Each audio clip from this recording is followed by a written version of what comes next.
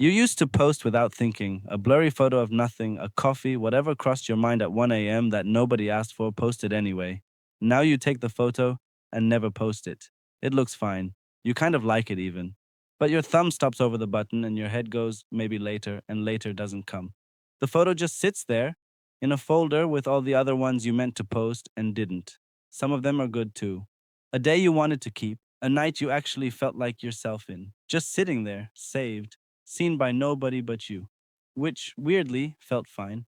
It's not the camera you're avoiding. You take pictures constantly. It's not social media either. You'll scroll for an hour straight without noticing. What you avoid is smaller than that and more specific. You don't avoid photos. You avoid the moment they become public.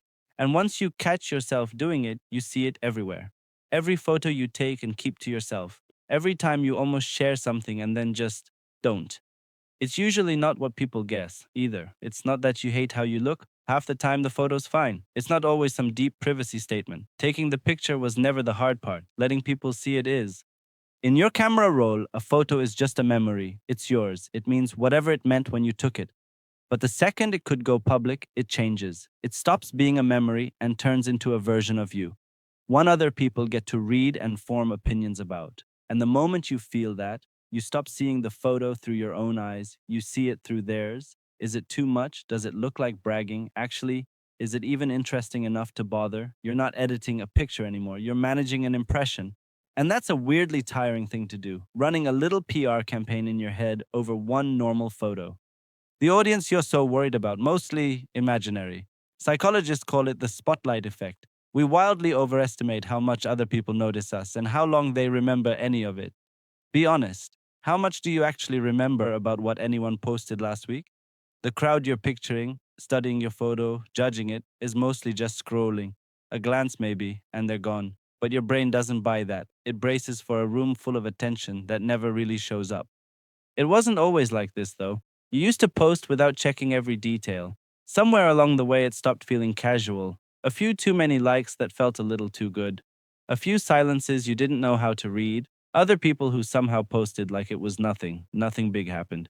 You just started catching yourself from the outside a little more every year until post it turned into should I post it?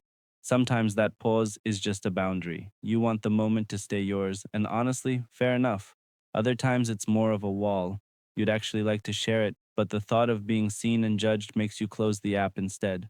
Most people who don't post are somewhere in between, and they couldn't tell you which. That's what maybe later is really doing. It feels like nothing, a tiny delay, a little, I'll get to it. But it's relief. Nothing to wait for, no comments to check at midnight, no silence to decode, no version of you out there you have to keep managing. Maybe later was never about timing. It's about staying unseen a little longer, where nothing can come back to you.